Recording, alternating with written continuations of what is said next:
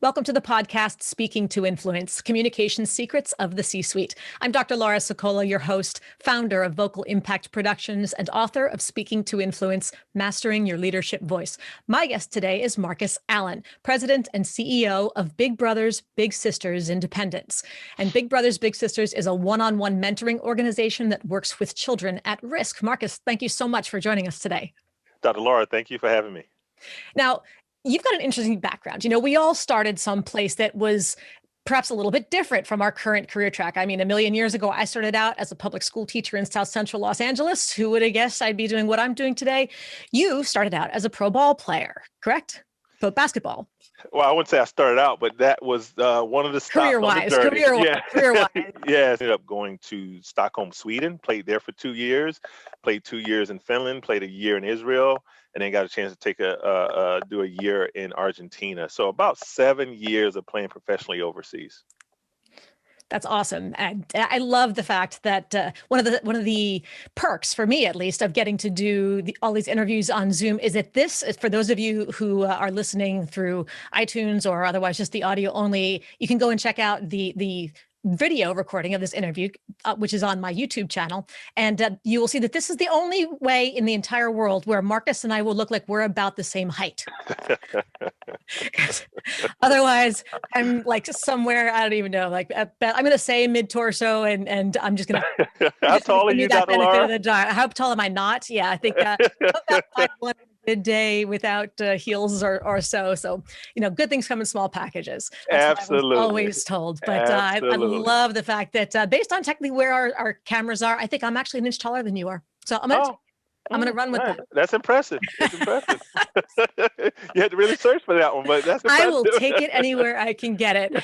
So, now, all right. So from there, let's go into your transition into the world of Big Brothers Big Sisters. And in talking about your role as president and CEO, what are your main job responsibilities now?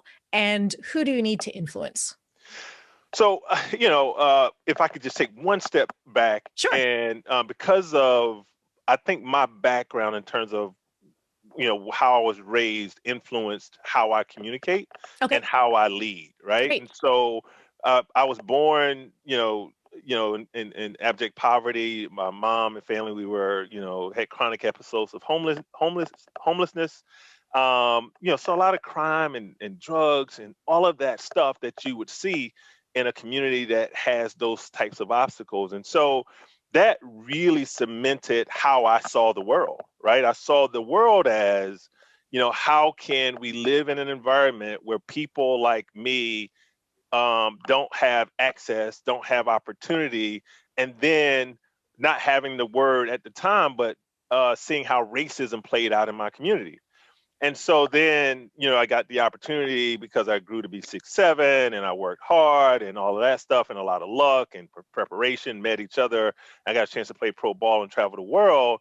So then when I came back from that experience, I wanted to take all of that and give it back to people and specifically kids. And so I got this opportunity back in 2013 to become president and CEO of Big Brothers Big Sisters. And understanding that in order for me to help these young kids, and our mission at Big Brothers Big Sisters is to create and support one-to-one mentoring relationships that ignite the power and promise of the youth, I knew that we were going to need a whole host of people and entities to do that. And so my job in terms of influencing, I have to influence my employees, right? Because we have about 100 employees, like really helping them to stay focused on what's our 5-year plan, our 3-year plan, our 1-year picture. Like, what are the things that we have to focus on to make sure we can be the best we can for the families that we serve?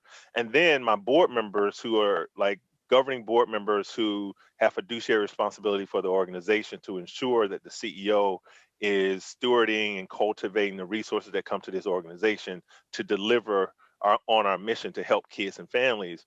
Also, the community, you have to have the trust of the community. So it's important that I influence and I communicate effectively to the community to reassure them that we are doing what we're supposed to do with these coveted resources. And then also policymakers, right? Whether you're talking local, state, or federal, they're making laws all the time.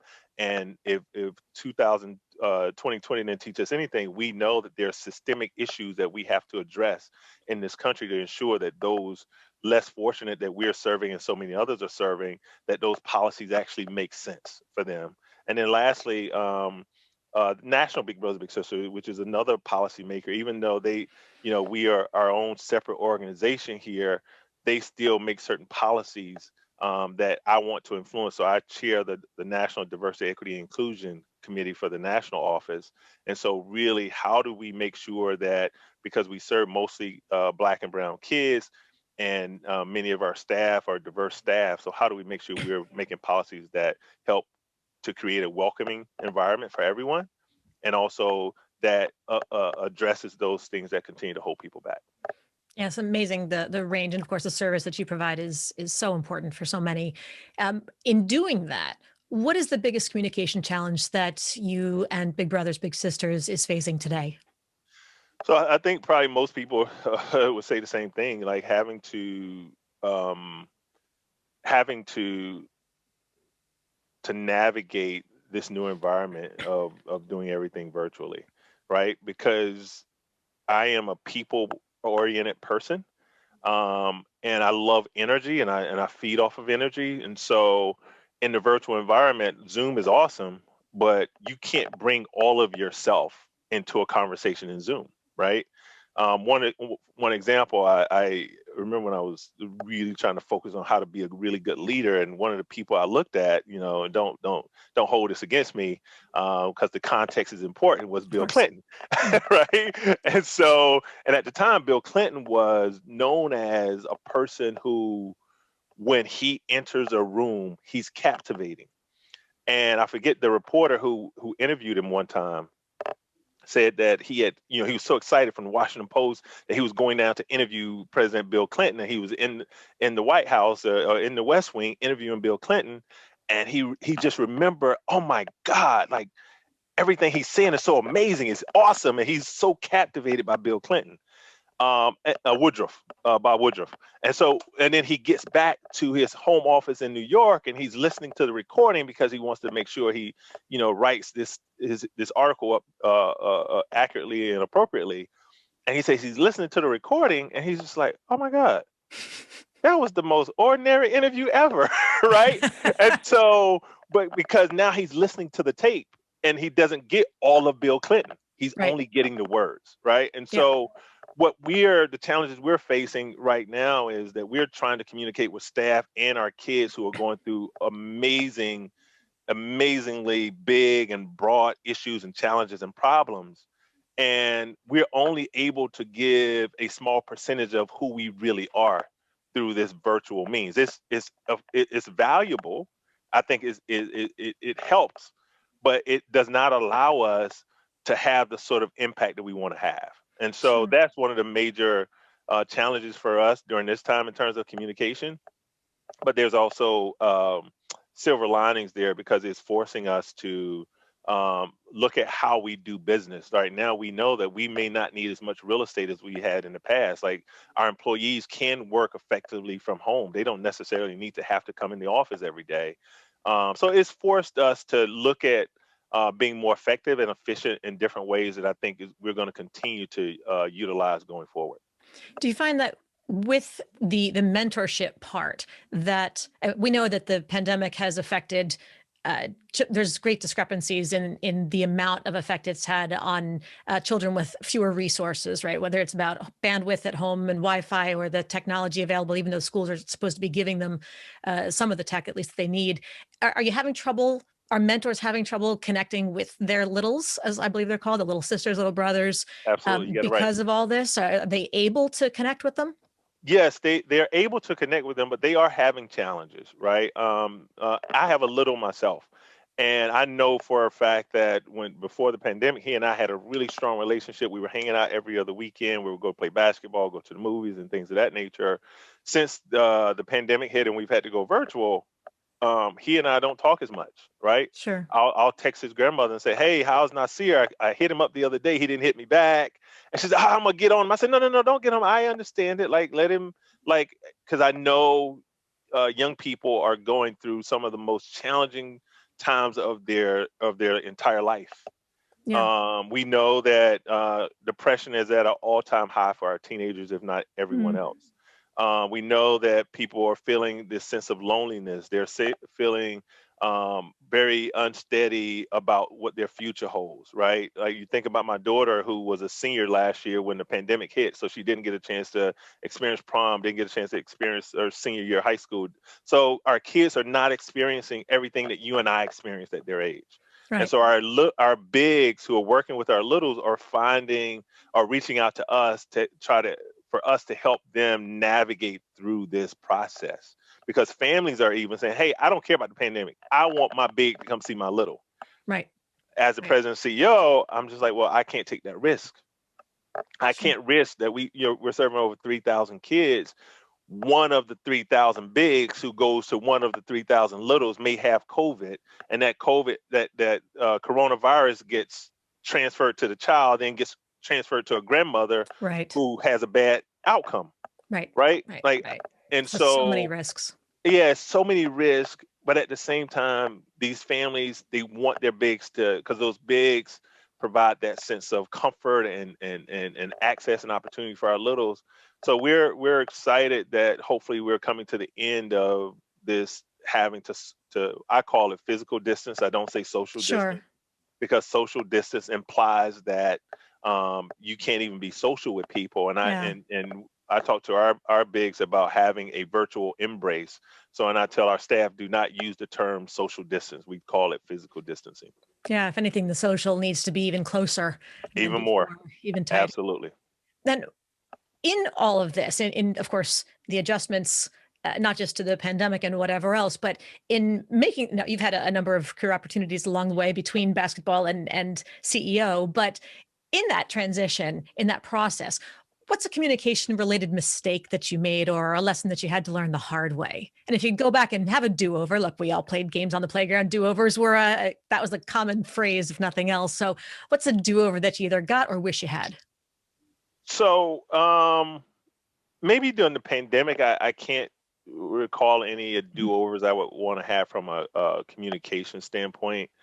Um, However, prior to the pandemic, one of the things I talked about earlier was me being the chair of the Diversity, Equity, Inclusion Committee, and I am just a staunch supporter and advocate, ambassador for how do we create environments where everyone feels safe, right? Everyone feels that it's okay for them to bring their authentic selves to the table.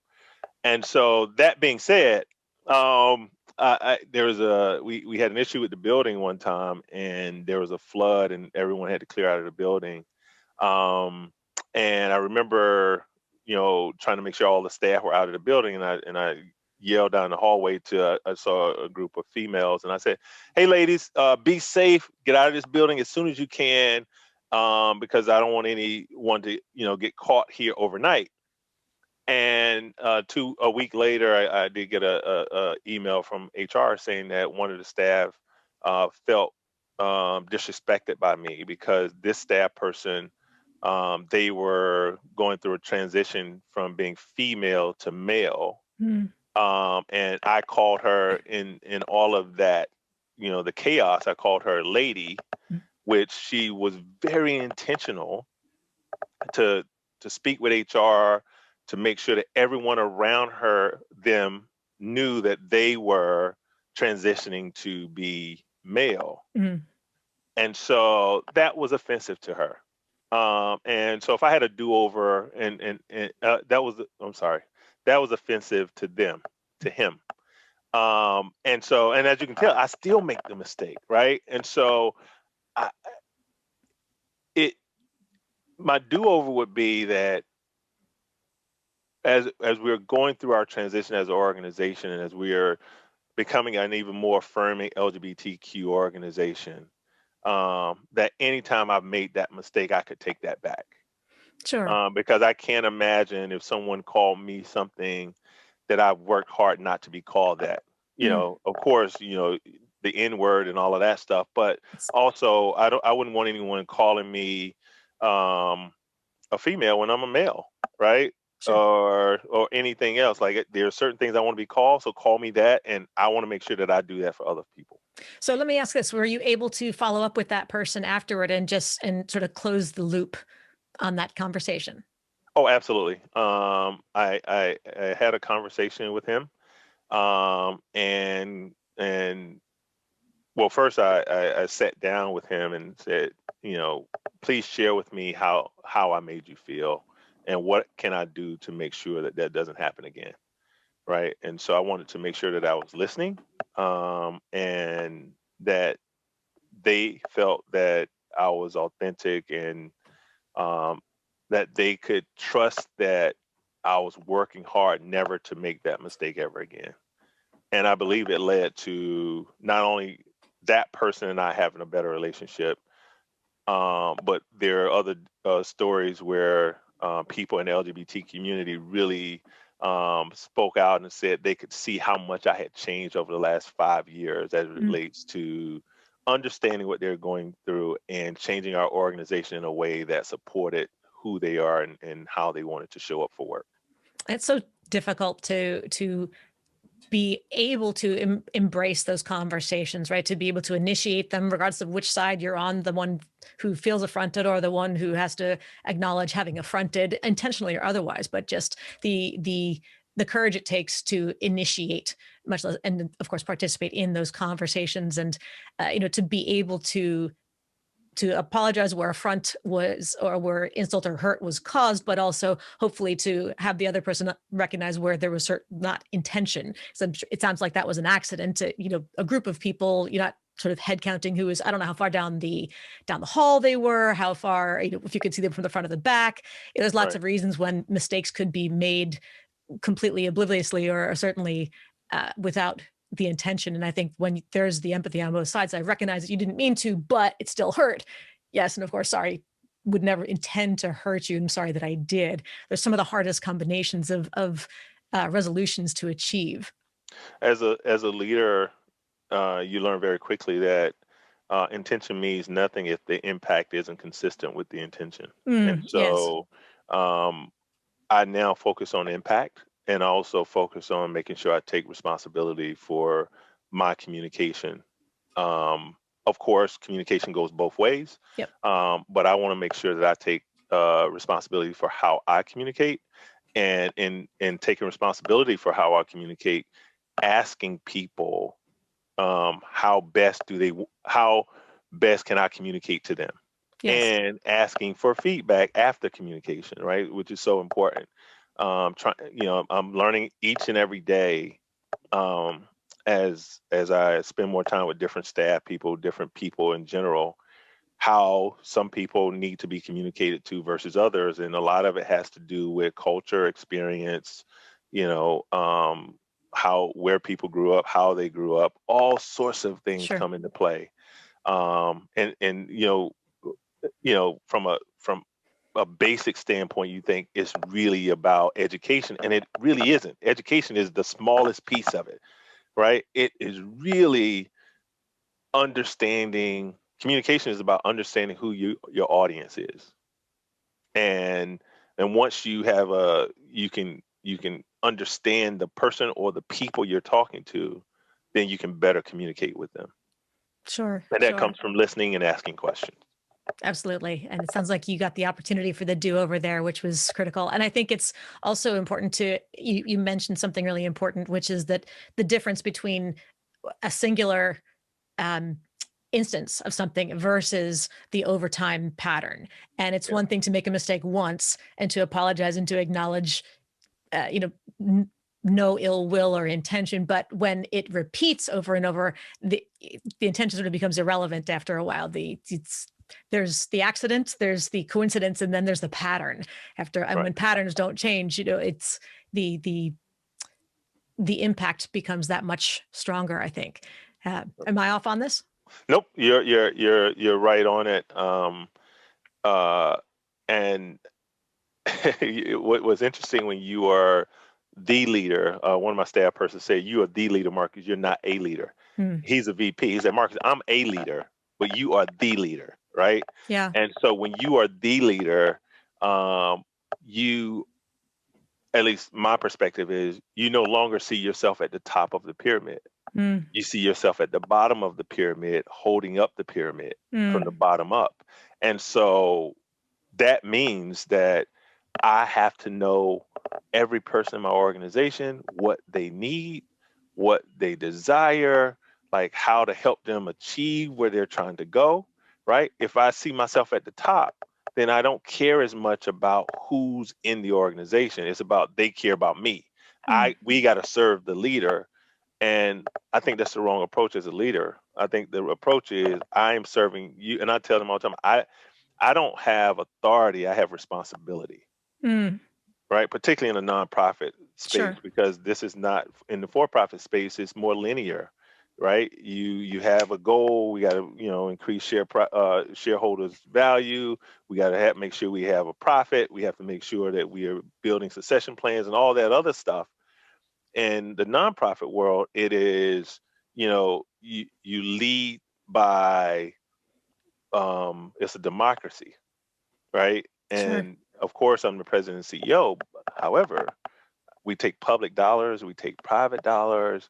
And so I have to be accountable and responsible, and a responsible steward of these resources.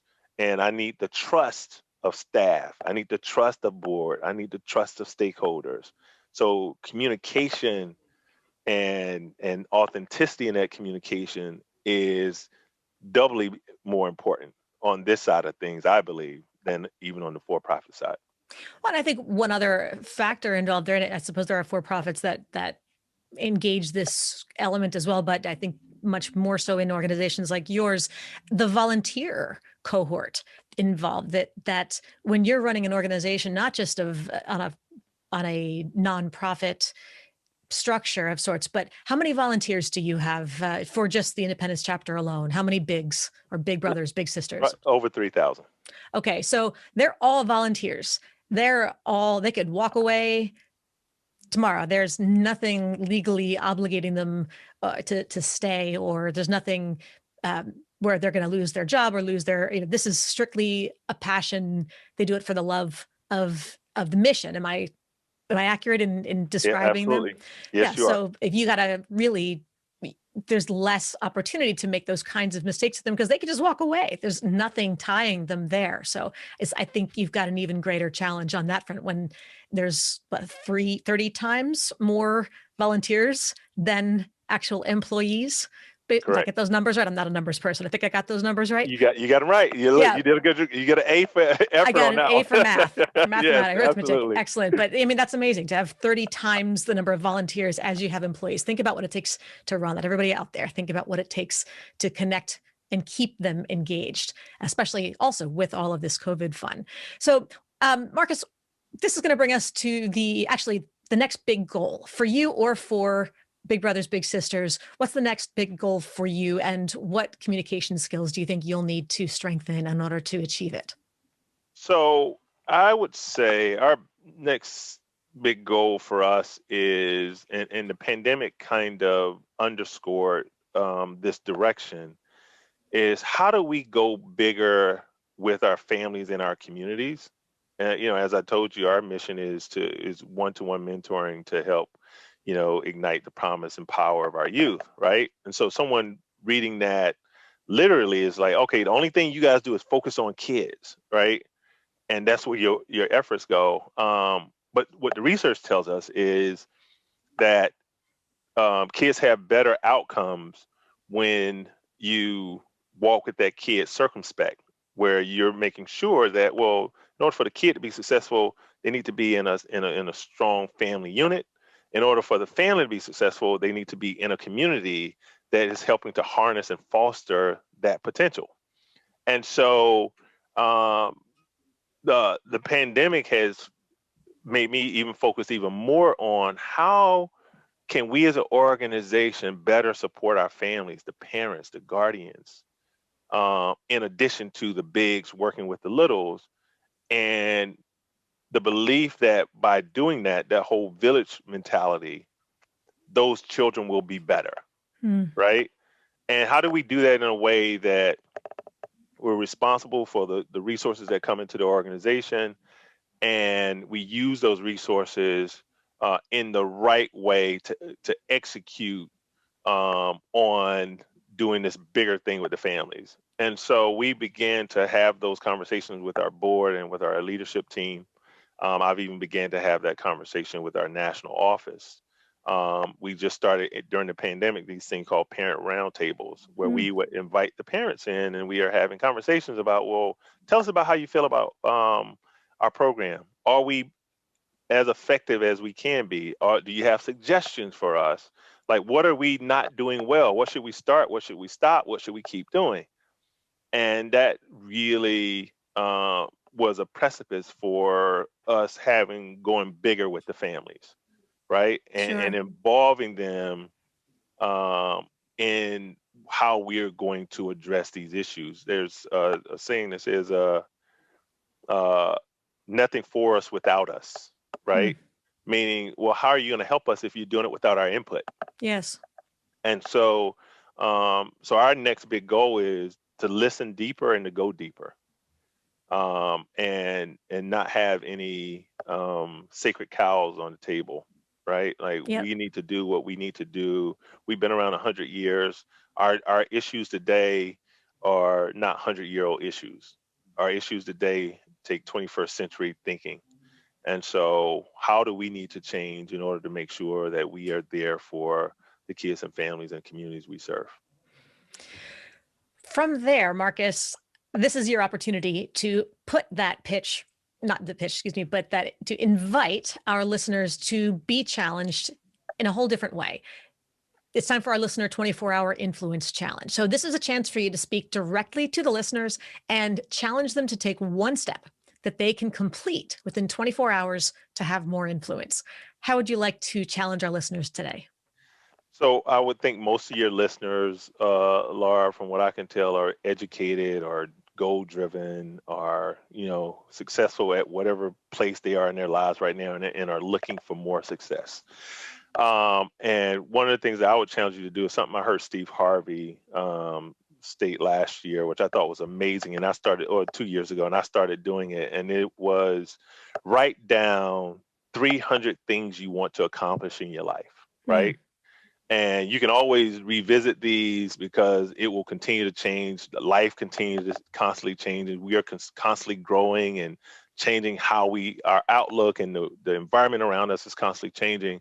But what I did was I made it into categories. So I had I had career, I had finance, I had family, I had fitness, I had fun, and I had two or three other categories. And I was trying to do like 75 or 50 in each of those categories to try to get to 300. I probably got to like 220. That's Um, still a pretty good number. I don't think that's slacking, frankly, but it's okay. hard. It's hard to get there. Trust me. And and a year and a half later, I started to look at this list maybe 3 months ago, 2 months ago, and I had checked off some things that I didn't even know I had done, but I had wrote it down. Mm, And so, me continue to revisit that list challenges me, because I'm just like, oh, I wrote that down 2 years ago and I'm almost there. And write down stuff that, even if you know there's 80% chance you won't accomplish it, write it down anyway, right?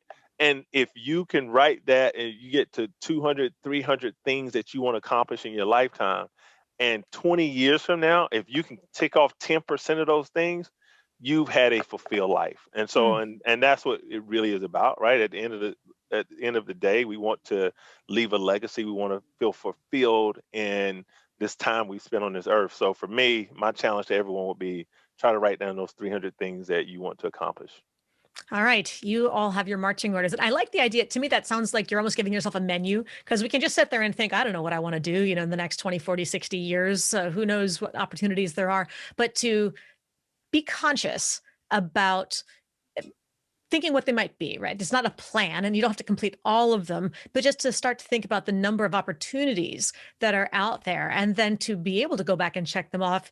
It helps you keep track in that sort of attitude of gratitude, and mindfulness piece, just to realize how much you did actually accomplish, where if you didn't have the list to check off, you may not even realize that you had achieved so much. Does that sound about like what's happening? Absolutely. And also, here's the thing, like when you're doing that list, think big. And so you most of us, if not all of us, can't overachieve our imagination, right? Mm, And our imagination can grow. And so the more we write down these big ideas and big plans, and the more, like, part of mine was I want to be around certain types of people because I know certain types of people think bigger than me. And so I want to make my imagination as big as I can. You can't overachieve your imagination. So if you think small, you are going to do small. yes. If you think big, you're going to do big. Now, that also includes you're going to succeed big and you're going to fail big. And that's where sports comes in for me because sports taught me that every day you're going to fail. Michael Jordan said, every shot you don't take, you miss. Mm, And so in basketball, you're a good shooter if you can get to 48, 49%, making 48, 49% of your shots, yeah. all your shots. So that means half of your shots you're going to miss. So imagine if you don't put these plans and these ideas of things you want to accomplish out there, then you're not going to have a shot at getting them. And Sure. you're just going to go through life and you're going to end up wherever you end up without you having really any real input into that. Right. So I like to feel that I got some input in my life. And so I have grown to be comfortable with failure, right? I'm fine with failing. I am not fine with not getting up, not starting over again and trying something different. And so I think, part of, I know you didn't ask me this, but part of what I would add on to that would be do not be afraid to fail.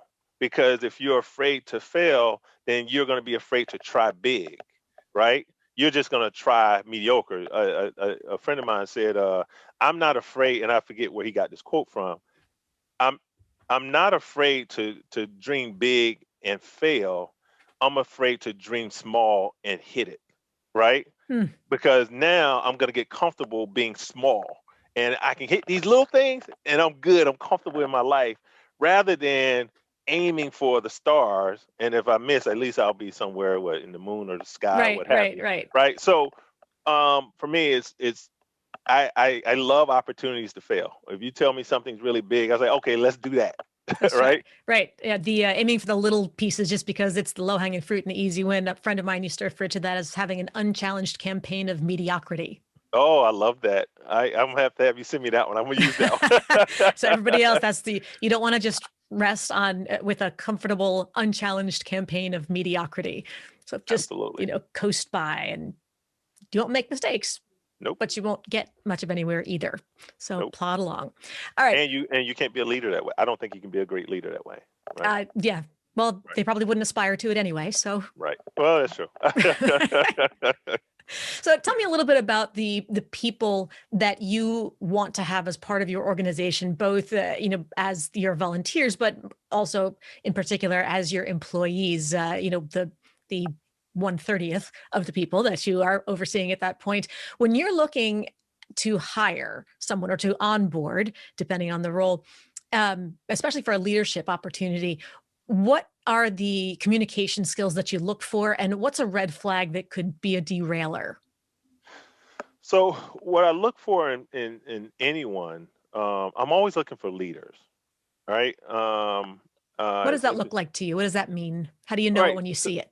so leaders to me are people who are one confident, right? Hmm. Because you can't be a leader if you're not confident because there ain't nobody gonna follow you, right?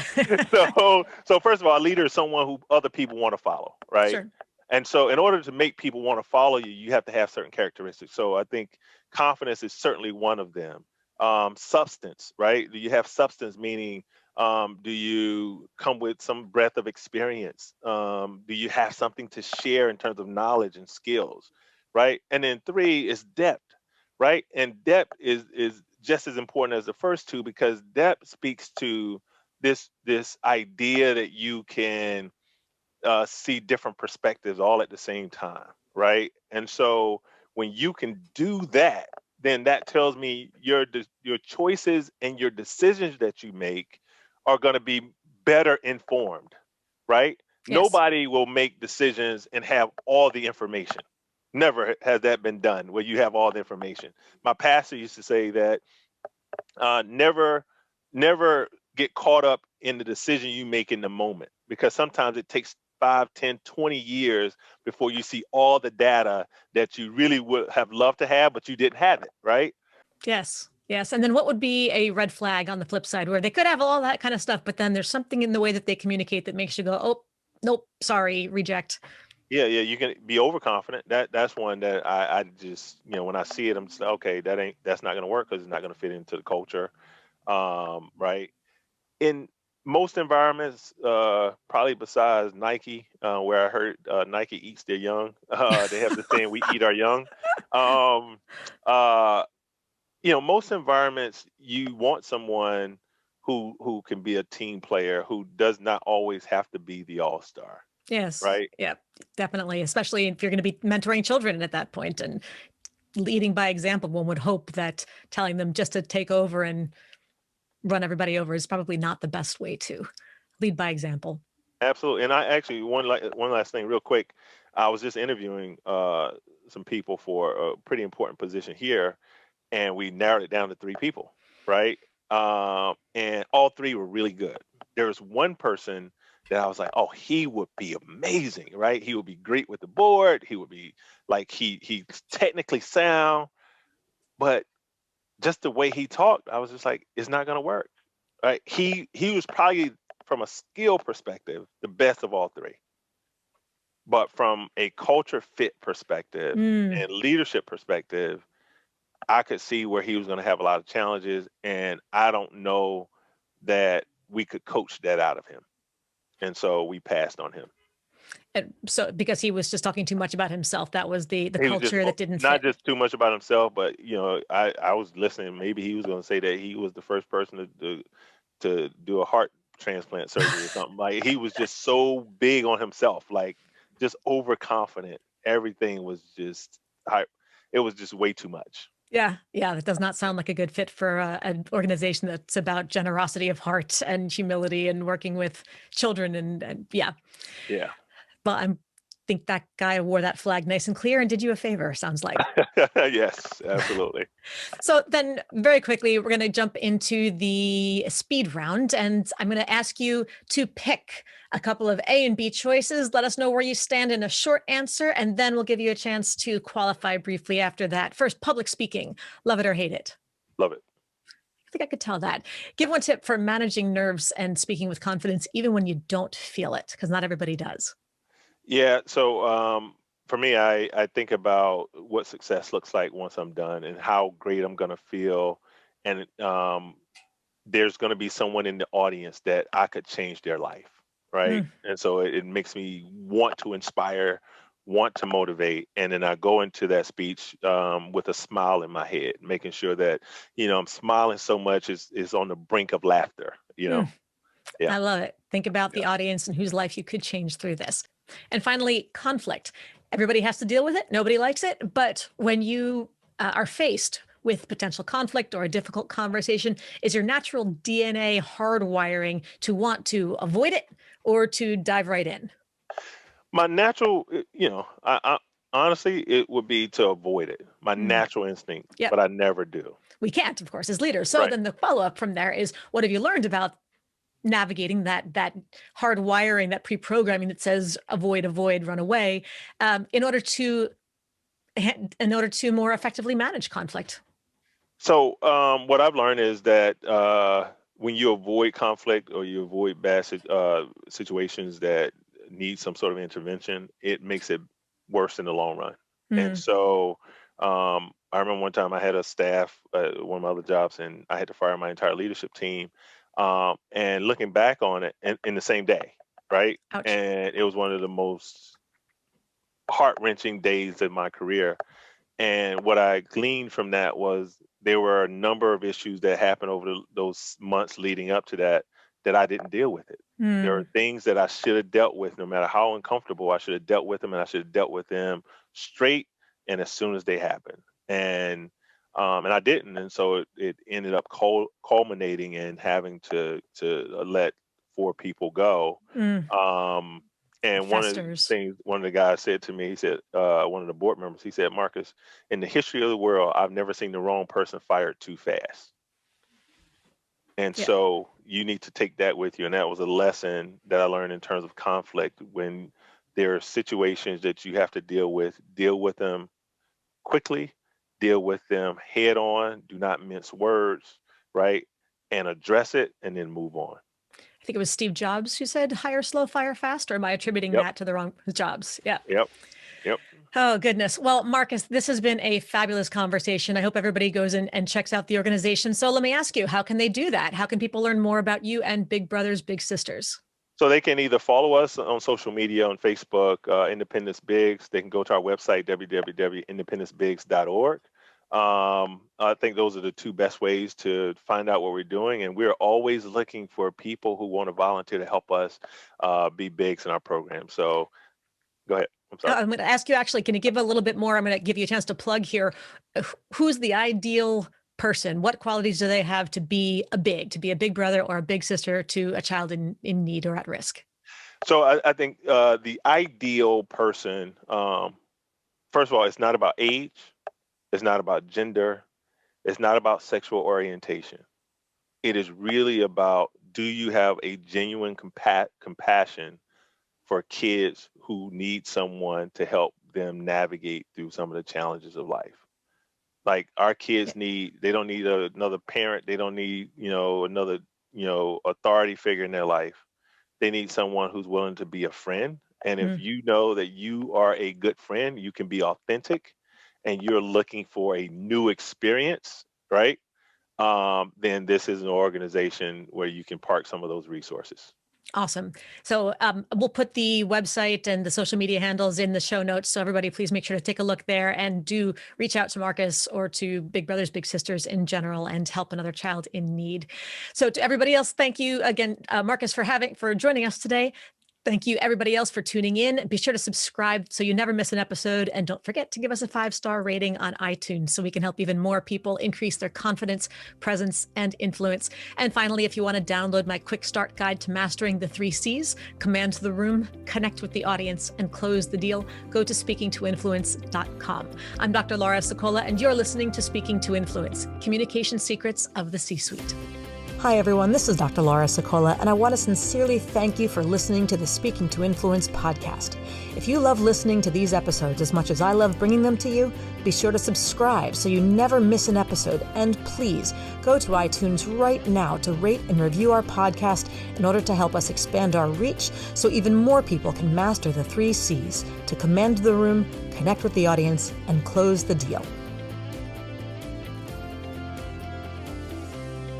Thanks for listening to Speaking to Influence, Communication Secrets of the C-Suite, the show for leaders who want to speak with impact. The hosts, producers, owners, and media distributors of the show make no guarantees that the strategies and information discussed will result in profit or other success and may result in losses. The opinions and statements of the hosts and guests do not necessarily reflect the opinions of the owners, staff, managers, broadcasters, or sponsors of the show. No medical or psychological therapy or personal or professional wellness or relationship advice is offered in the show. You are advised to seek counsel on matters related to your health, family, relationships, job, or other business and legal matters from licensed advisors in those areas prior to making any changes in business or lifestyle.